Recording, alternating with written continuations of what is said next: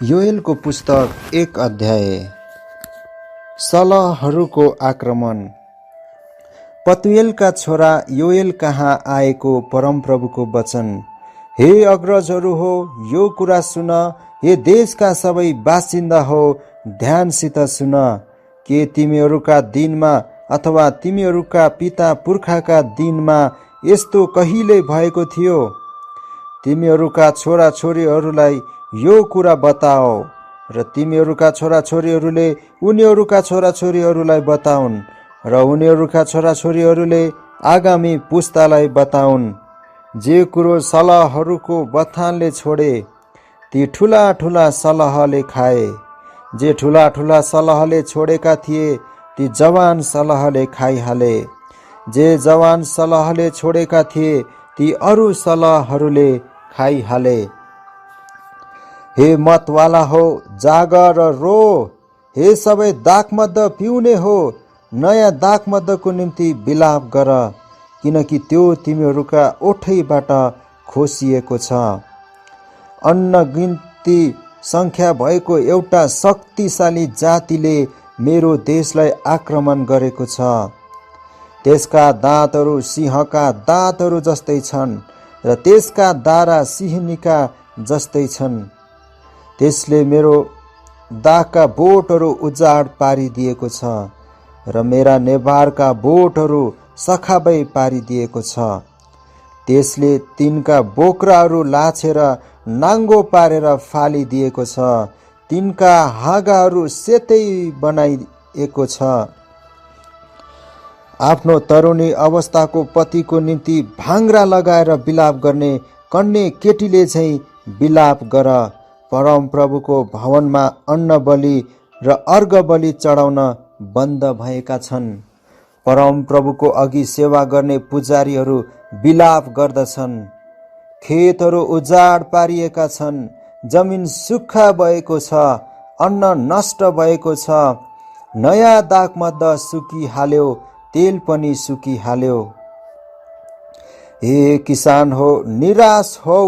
हे दाखबारी लाउने हो, बिलाप गर। गहुँ र जौका निम्ति अफसोस गर, किनभने खेतको फसल नष्ट भएको छ। दाखको बोट ओइलायो, नेवारको बोट सुक्यो। अनार, खजुर र स्याउको बोट अर्थात् खेतका सबै रुखहरू ओइलाएका छन्। निश्चय नै मानिस जातिका सन्तानको आनन्द सुकि गएको छ। पश्चातापको आह्वान। हे पुजारी हो, भाङ्रा लाएर शोक गर। हे वेदीका सेवक हो, बिलाप गर। हे मेरा परमेश्वरका सेवक हो, भाङ्रा लाएर रात बिताओ, किनकि तिमीहरूका परमेश्वरको भवनमा अन्न बलि र अर्घ बलि रोकिएका छन्। पवित्र उपवासको घोषणा गर, पवित्र सभा बोलाओ। परमप्रभु तिमीहरूका परमेश्वरको भवनमा देशका सारा बासिन्दाहरू र धर्मगुरुहरू भेला गराएर परमप्रभुको पुकारा गर। हाय त्यो दिन, किनकि परमप्रभुको दिन नजिकै छ। त्यो त सर्वशक्तिमानको तर्फबाट सर्वनाश जस्तै आउनेछ। खानेकुरा के हाम्रा आँखाकै सामु नष्ट भएन र आनन्द र हर्ष परमेश्वरको भवनमा बन्द गरिएको छैन र? बिउहरू माटोका डल्लामुनि चाउरिए, ढुकुटीहरू उजाड पारिए, अन्नका भण्डारहरू नष्ट भए, किनकि अन्न सुकि गएको छ। पशुहरूको बगाल कसरी बिलाप गर्छन्, गाई गोरुका बथानहरू विचलित भएका छन्, किनकि तिनीहरूका निम्ति खर्क छैन। भेडाका बगाल पनि कष्टमा परेका छन्। हे परमप्रभु, म तपाईमा पुकारा गर्दछु, किनकि खुला खर्कहरू आगोले भस्म पारेको छ र आगोका ज्वालाले वनका रुखहरूलाई जलाइदिएको छ। वनका पशुहरूले पनि तपाईमा दुहाई दिन्छन्, किनभने पानीका खोलाहरू सुकि गए र आगोले वनका खर्कलाई भस्म पारेको छ। योएल 2 अध्याय। सलहहरूको हुल। सियोनमा तुरही फुक, मेरो पवित्र डाँडामा चेतावनी ध्वनि बजाओ। देशमा बस्नेहरू सबै थर थर कामुन्, किनकि परमप्रभुको दिन आउँदैछ, त्यो नजिकै छ। अन्धकार र उदासी दिन, बादल र बाक्लो अँधेरोले ढाकेको दिन, पर्वतहरूमा प्रभात फैलिए चाहिँ एक ठुलो र शक्तिशाली सेना आउँछ। त्यस्तो अघि कहिले भएको थिएन, न त फेरि पुस्ता पुस्तासम्म कहिले हुनेछ। तिनीहरूका अघि अघि आगोले भस्म पार्छ र तिनीहरूको पछि पछि आगोको ज्वाला दन्कन्छ।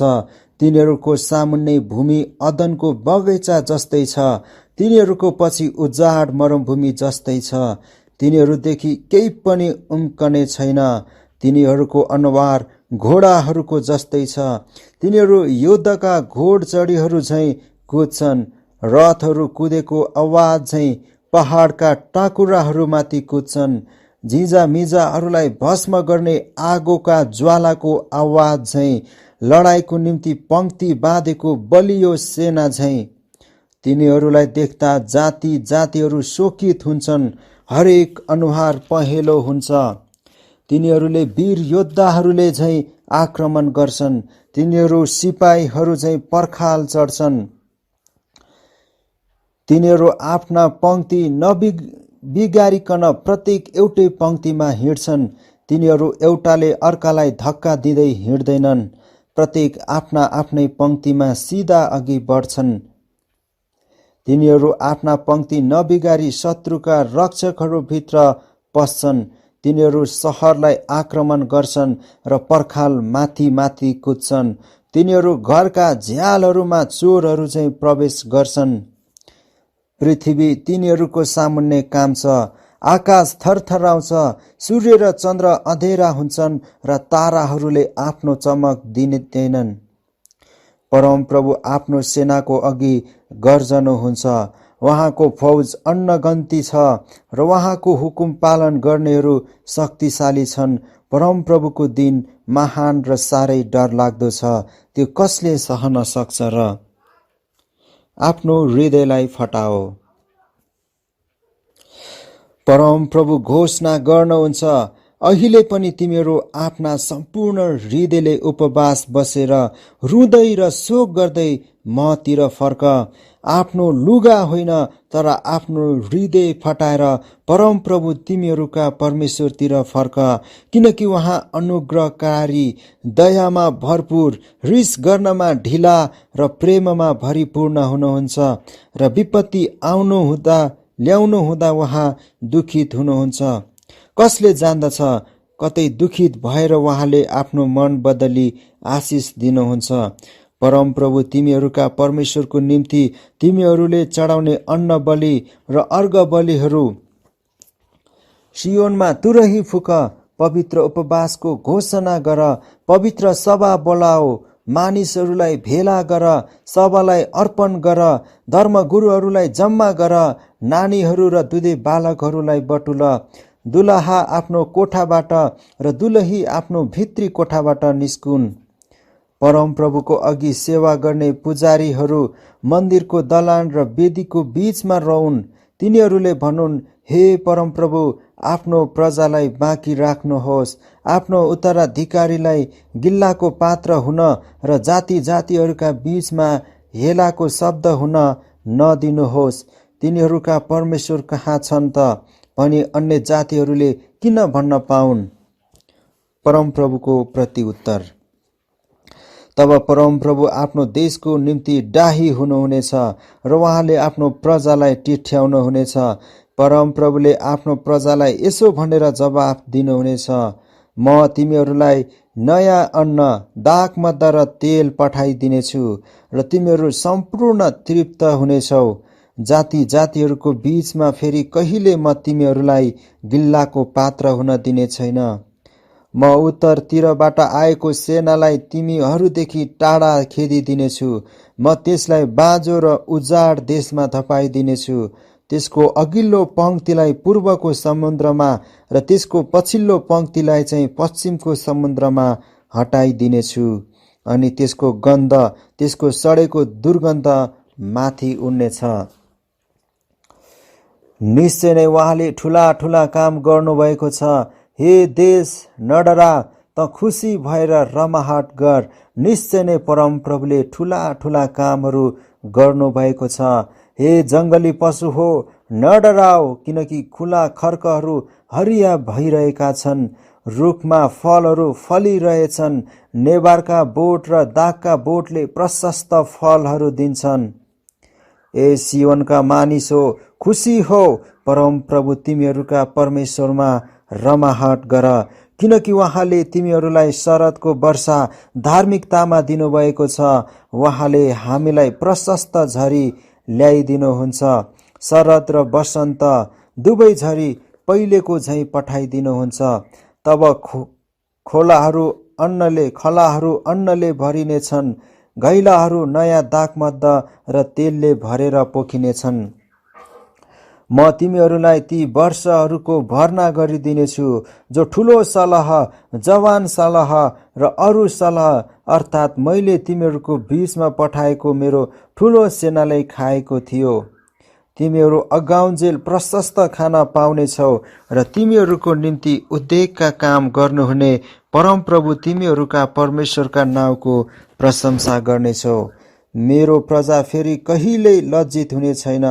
तब म इजरायलको बीचमा छु र परमप्रभु तिमीहरूका परमेश्वर हुँ र म बाहेक अरू कोही छैन भनी तिमीहरूले जान्नेछौ।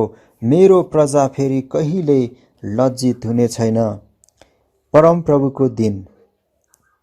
त्यसपछि म मेरो आत्मा सबै मानिसमाथि खन्याउने छु। तिमीहरूका छोराछोरीले अगमबाणी बोल्नेछन्। तिमीहरूका बुढा मानिसहरू स्वप्नदर्शी हुनेछन् र तिमीहरूका युवकहरूले दर्शन देख्नेछन्। ती दिनमा मेरा सेवकहरू पुरुष र स्त्रीहरू दुवैमाथि म आफ्नो आत्मा खन्याउनेछु। आकाश र पृथ्वीमा म अचम्मका कामहरू देखाउनेछु, अर्थात् रगत, आगो र धुवाँका मुस्लाहरू। परमप्रभुको त्यो महान र भयङ्कर दिन आउनुभन्दा अघि सूर्य अँधेरोमा र चन्द्र रक्तमा परिवर्तन हुनेछ। परमप्रभुको नाउँ लिने हरेकले उद्धार पाउनेछ, किनकि परमप्रभुले भन्नुभए अनुसार सियोन पर्वत र यरुसलेममा परमप्रभुले बोलाउनु भए अनुसार बाँचेकाहरूको छुटकारा हुनेछ। योएल 3 अध्याय। जाति जातिहरूको न्याय। ती दिनहरूमा र त्यसै बेला जब म यहुदा र यरुसलेमको सौभाग्य फर्काउनेछु, तब म सबै जाति जातिहरूलाई भेला गर्नेछु र तिनीहरूलाई यहोशापातको बेसीमा ल्याउनेछु। त्यहाँ मेरो प्रजा अर्थात् मेरो निज उत्तराधिकारी इजरायलको निम्ति, जसलाई उनीहरूले जाति जातिहरूको बीचमा छरपष्ट पारे र मेरो देश भाग भाग गरे, उनीहरूलाई म दण्ड दिनेछु। उनीहरूले मेरो प्रजामाथि चिट्ठा हाले र वेश्यागमनको निम्ति केटा बिक्री गरे र केटीलाई बेचेर दाखमद्द पिउने गरे। अब ए टुरोस र सिदोन र पलिस्तीका सबै क्षेत्रका मानिसहरू हो, मेरो विरुद्धमा तिमीहरूको के छ? के मैले गरेको कुनै कामको निम्ति तिमीहरू मलाई साटो लिँदछौ? यदि तिमीहरूले साटो लिइरहेका छौ भने त्यो तिमीहरूकै थाप्लोमा म चाँडै खनाइदिनेछु, किनकि मेरा सुन र चाँदी र सबै असल असल चिजहरू तिमीहरूले आफ्नो मन्दिरहरूमा लगेका छौ। तिमीहरूले यहुदा र यरुसलेमका मानिसहरूलाई तिनीहरूका घरबारदेखि टाढा पठाउनलाई ग्रीकहरूका हातमा बेच्यौ। हेर, तिमीहरूले तिनीहरूलाई बेचेका ठाउँहरूबाट म तिनीहरूलाई निकाल्नेछु र तिमीहरूले दिएको साटो म तिमीहरूकै थाप्लोमा खनाइदिनेछु। म तिमीहरूका छोराछोरीहरूलाई यहुदाका मानिसहरूको हातमा बेचिदिनेछु र तिनीहरूले यिनीहरूलाई टाढाको एक जाति अर्थात् सभाका मानिसहरूलाई बेचिदिनेछन्। परमप्रभुले भन्नुभएको छ। जाति जातिहरूको बीचमा यो घोषणा गर, लडाईँको निम्ति तयार हौ, योद्धाहरूलाई सुनाऊ, लडाईँ गर्ने सबै मानिसहरू नजिक आएर आक्रमण गरून्। तिमीहरूका हलोका फालीहरू पिटेर तरबार र तिमीहरूका छिमल्ने हँसियाहरू पिटेर भाला बनाओ। कमजोरहरूले भनुन्, म बलियो छु। हे चारैतिरका जाति जाति हो, चाँडो आओ र तिमीहरू त्यहाँ एकसाथ भेला हौ। हे परमप्रभु, तपाईका शूरवीरहरूलाई तल ल्याउनुहोस्। जातिहरू सुरिउन् र यहोशापातको बेसीमा अघि बढुन्, किनकि त्यही नै म चारैतिरका जाति जातिहरूको न्याय गर्नलाई बस्नेछु। हँसिया चलाओ, किनकि कटनीको समय भइसकेको छ। आओ, दाखहरू कुल्छ, किनकि दाखको कोल भरिएको छ र पिपाहरू भरिएर पोखिँदैछन्। उनीहरूको दृष्टता ज्यादै भइसक्यो। फैसला गरिने बेसीमा धुइरोको धुइरो छ,